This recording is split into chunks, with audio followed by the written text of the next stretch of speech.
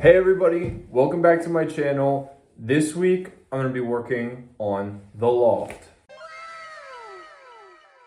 My plan for this video is I'm gonna be filming 1 week of progress so then I can just upload after 1 week to kind of show y'all really what gets done in 1 week, you know? This flooring is reclaimed cherry wood flooring that I got for free from somebody who's just throwing it away. And right now I'm cutting the boards that go over the loft door. So, this is a trapdoor. I guess is the only word that you could really call this.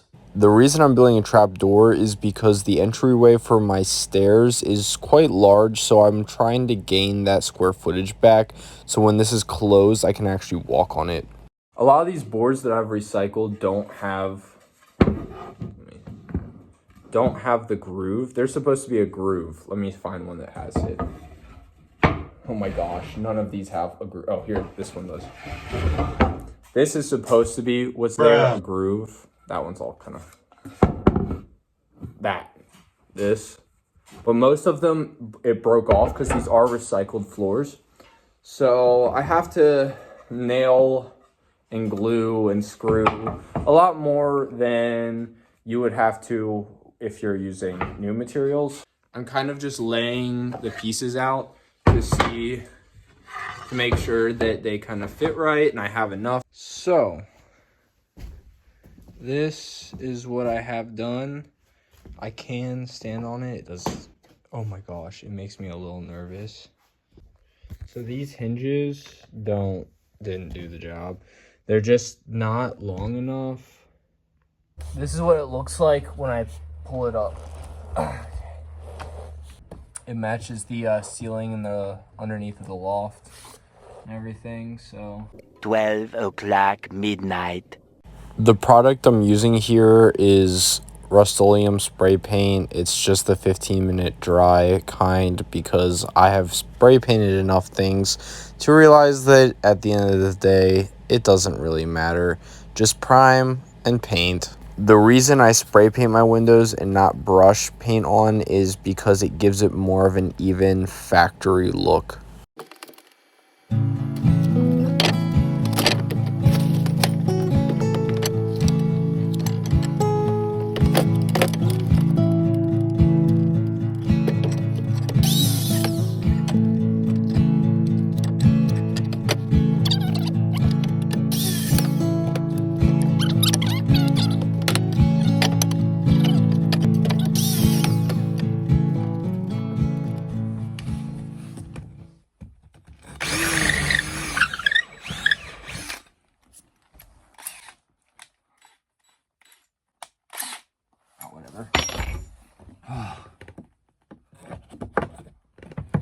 I have to drill 2 holes at the same height, perfectly in line with each other, and meet them in the middle so I can run my electrical through.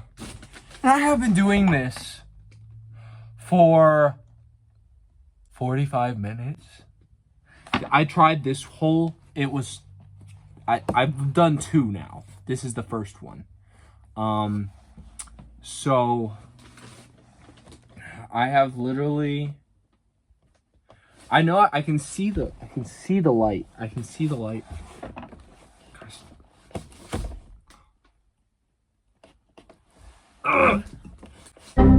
Oh! Thank God. Oh my.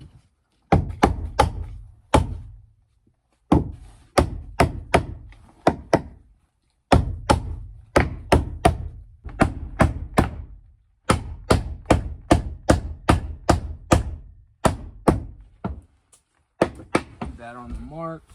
I'm just gonna use my speed square, make sure it's square. Who's got time for measuring these days, you know? It's good enough. It's literally a 10-inch stud. It's, you know, God forbid it's a 32nd of an inch, not square. I went and got some screws. So I rushed to put these windows in, totally forgetting to put these base plates on, or else I totally avoid screwing or nailing anything like this. I believe this would be called, let's call it a toe nail. So I'm assuming with screws it would be called a toe screw. You know, I don't know if that's correct or not. I make sure to sink the screws to the point where they're flush with the studs, so it doesn't like affect any of my sheathing that I would put on. Oh, this window stayed square pretty well.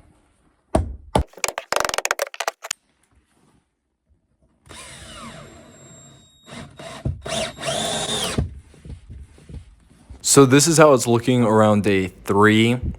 What I've gotten done so far is I've gotten the insulation and that vapor barrier, and I also got the trapdoor done most of the way. Next, I'm going to start doing the drywall so I don't have to breathe in all this fiberglass while I'm sleeping. To give you a good idea of how big this room's 14 feet wide. I'm 6'1" with shoes, so I can't even reach. So, you know what? I can measure.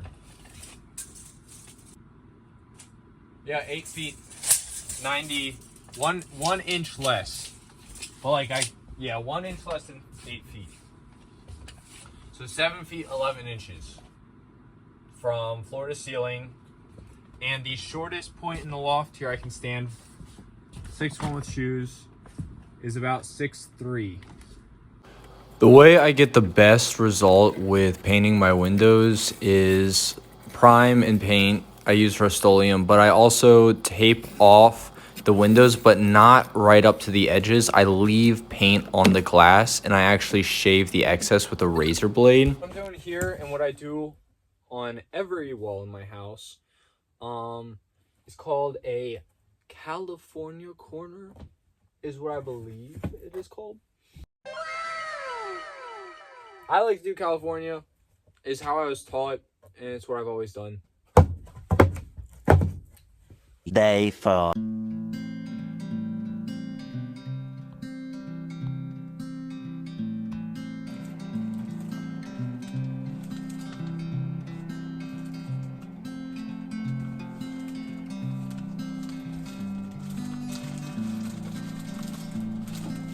I have this blanket to hold in the heat because this doesn't close all the way yet. Oh yeah, it is cold. It is cold down there.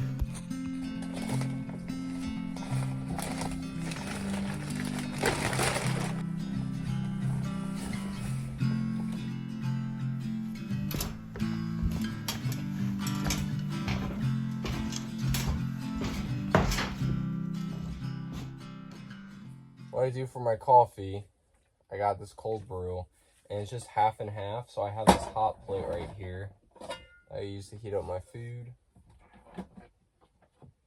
and the pot. It's pretty simple. You just half and half, and you're ready to go. I had gone back and forth between what type of sheathing I was going to use in my house, and I, at the last minute, decided to just use drywall because I got tired of breathing insulation while I sleep. So here I am doing drywall. I do have prior drywall experience. Do I love it? No. I do think drywall looks great. It just wasn't the vibe I was going for, but it is way more affordable. So if you don't know how to install drywall or cut drywall, basically all it entails is just scoring the surface of the drywall and snapping it. At first I was using a chalk line to mark my cuts, but that wasn't necessary, so I stopped doing that. The main downsides to using drywall when working with it is, 1, it's messy, it's very dusty, and 2, it's very heavy, and 3, it's relatively fragile because if you bang the corners against anything, you will mess up the piece of drywall, so you have to be a little bit careful. But I've grown to really like my decision on picking drywall because I do like the finish.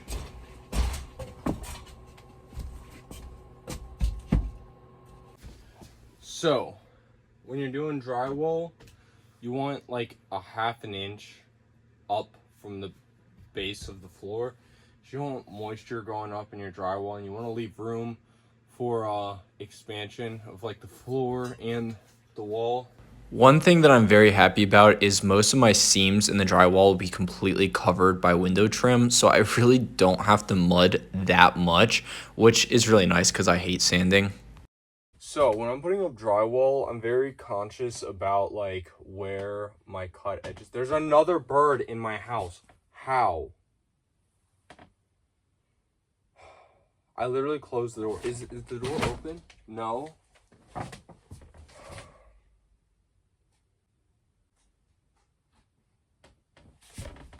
There's a groove on each end of the drywall, and that's for mud, for drywall.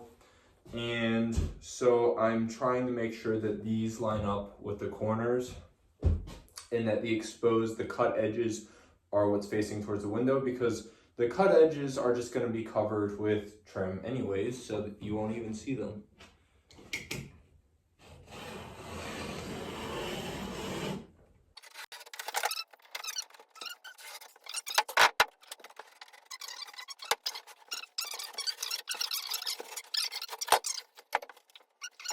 I'm just making a couple marks like this. This is my corner piece by my window, and it's 9.5, so I'm just going to do 9.5, 9.5,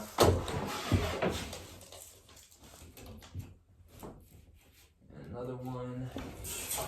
I'll make like 4. I only really need to make 3 because my straight edge is like 4 feet, but not this.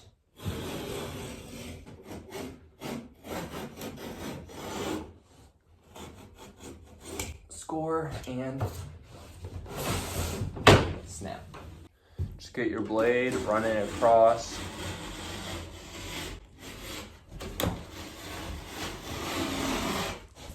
And then I hold it in the middle so it doesn't tear. And there you go. You got a piece of drywall. Tomorrow.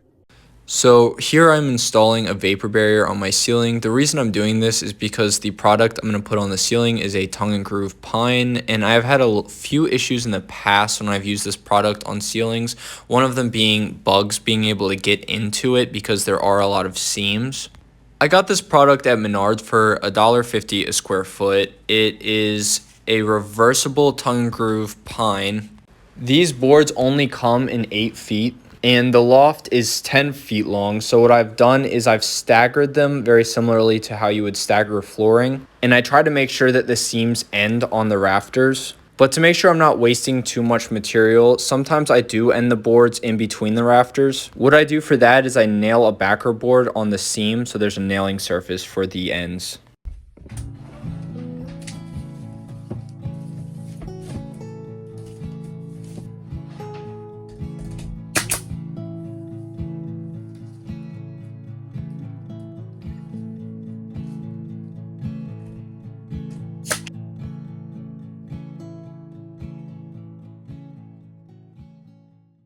These boards are quite flimsy, so installing them by yourself can be a little bit tricky.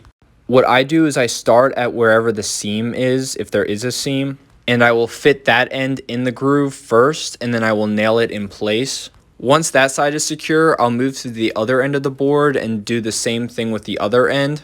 I'm nailing straight through the surface of the boards because it really doesn't bother me, and I plan on filling the nail holes later down the line.